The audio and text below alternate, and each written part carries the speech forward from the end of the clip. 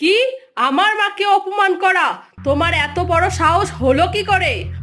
না না গিন্নি, তুমি ভুল বুঝো না। তুমি আমার কথাটা বোঝার চেষ্টা করো। হ্যাঁ হ্যাঁ, আমি সব বুঝি। আমাকে বোঝাতে এসো না। আরে তুমি এত চিল্লামিল্লি করছো কেন?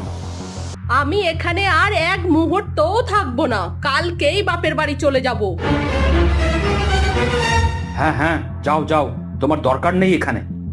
আচ্ছা, বিয়ের 30 বছর পর এখন বলছো আমার আর দরকার নেই, তাই না? তুমি শুধু শুধু কথা বাড়াচ্ছ। শোনো, আমার লাস্ট কথা শুনে রাখো।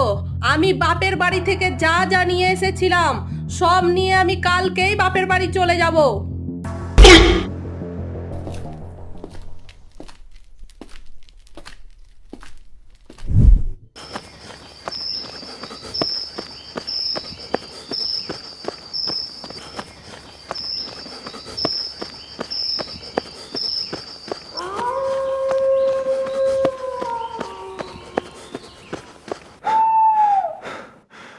সর্দার, আমি একটা আনন্দের খবর নিয়ে এসেছি।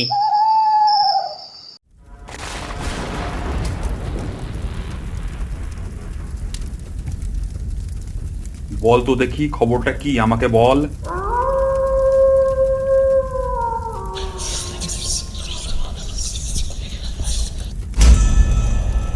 তার মানে আমাদের কাজটা আজকেই করতে হবে। হ্যাঁ সর্দার, কালকেই জমিদারের বউ গয়নাগাটি নিয়ে তার বাপের বাড়ি চলে যাবে। কোথায় গেল ভালো মানুষের দল? সবাই এখানে আসো। আমাদের আজকেই শিকারে বের হতে হবে। ঠিক আছে সর্দার।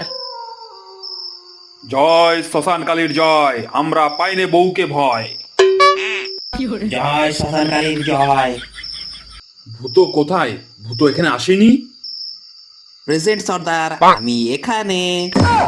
তুই কি ঘুমাচ্ছিস? সর্দার, আমার রাতের ঘুম ঠিক করে না হলে পেট পরিষ্কার হয় না। বেটা তুই এদিকে আয়, আগে আমাদের ডাকাতি করার প্ল্যানটা শুনে যা। বলেন সর্দার, বলেন। আমাদের ডাকাতি করতে যেতে হবে ছদ্ম নাম ধরে। তোর নাম শিয়াল, কুকুর। সর্দার, আমার নামটা কি দেবেন? তোর নাম? তোর নাম কি দিই কি দিই? হ্যাঁ, তোর নাম ছুচো। এইসব নামগুলো তো শুনে মনে হচ্ছে এটা একটা চিড়িয়াখানা। তুই কথা বলিস বেশি, কাজ করিস কম। সর্দার, আমার ভুল হয়ে গেছে, দিন দিন, আমাকে মাফ করে দিন। ঠিক আছে ঠিক আছে, এবার থাম আর প্ল্যানটা ভালো করে শোন। আমরা সবাই রাত 2টোর সময় জমিদার চন্দ্রশেখর বাবুর বাড়ি পৌঁছে যাব। ঠিক আছে সর্দার। এরপর রাত 2টো বাজতেই ডাকাত সর্দার ও ডাকাত দল কেশবচন্দ্রপুরের জমিদার বাড়িতে পৌঁছে গেল। কি ব্যাপার? কিসের একটা দুর্গন্ধ বেরোচ্ছে এখানে? সর্দার, আমি তো তেল মেখে এসেছি। তুই কিসের তেল মেখে এসেছিস? এত গন্ধ! কেন সর্দার? কেরোসিন তেল। তুই ডাকাত দলে থাকার যোগ্যই না। কেরোসিন তেল মেখে আসে না সর্ষের তেল? সর্দার, ও কথা বলবেন না। সর্ষের তেলের যা দাম, আমি কোথায় পাবো? তুই যা ইচ্ছা কর, আমাকে কিচ্ছু বলিস না। ভূত, তোকে একটা কাজ করতে হবে। বলুন সর্দার, বলুন। এই ঘুমের ওষুধ মাখানো লাড্ডুগুলো ওই দারোয়ানদের খাওয়াতে হবে। ये तो मेरा बाएं हाथ का खेल है। এই বলে ভূত দারোয়ানদের কাছে গেল। ও ভাই ভাই, এই নিন, মিষ্টি মুখ করুন। কি ব্যাপার, এত রাত্রে তুমি মিষ্টি নিয়ে এসেছো? তেমন কিছুই না, আমার বয় হয়েছে। বয় মানে? মানেটা তো আমি বুঝতে পারলাম না। বয় মানে ছেলে। আমার ছেলে হয়েছে গো। এই নিন, মিষ্টি খান খান। বাহ বাহ, খুব ভালো খুব ভালো। এ কি, এই লাড্ডু খেয়ে আমার মাথা ঘুরছে কেন?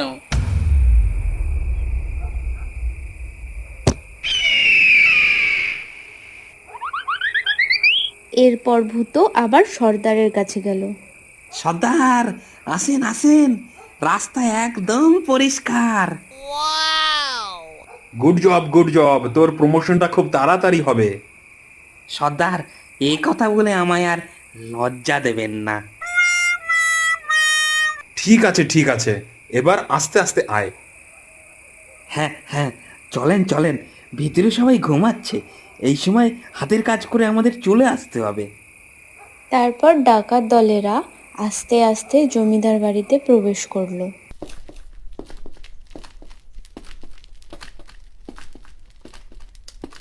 ভূত, তুই পাশের ঘরে যা, দেখ কিছু পাস নাকি। সর্দার, আমার পেটটা কেমন কেমন যেন গুড়গুড় গুড়গুড় করছে। বেটা, এখানে ইয়ার্কি মারার জায়গা না। না সর্দার না, আমি ইয়ার্কি মারছি না। এই চুপ কর, একটু কষ্ট করে থাক, বাড়ি গিয়ে যা করার করিস। না না, আমি আর অপেক্ষা করতে পারছি না। এ এ এ এই যা বেরিয়ে গেল। কি করলি এটা তুই? এটা কি আমার দোষ? আমি তো প্রথমেই বলেছিলাম, রাতে ঠিক মতো ঘুম না হলে আমার পেটে গ্যাস হয়। যেই না এই কথা বলল, তারপর জমিদার বাড়ির সবাই ঘুম থেকে উঠে পড়ল। কে কে ওখানে, কে? কিছুর শব্দ হলো? মার মার, এদের মার।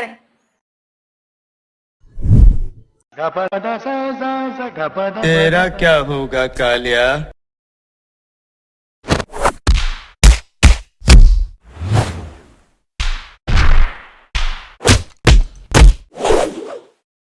আরে থাম, কি হচ্ছে কি এখানে? ভূত, এইসব তোর জন্য হলো।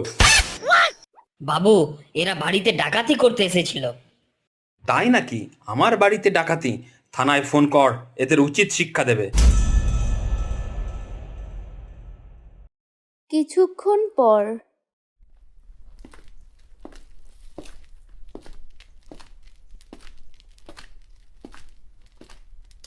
জমিদার বাবু, এটা আমার প্রথম ডাকাতি, আমাকে ছেড়ে দিন। তোমার প্রথম ডাকাতি হবে শেষ ডাকাতি। এবার জেলের ভাত খাও, দেখবে কেমন মজাটা লাগে। কিছুক্ষণ পর পুলিশ ইন্সপেক্টর এসে হাজির হলো।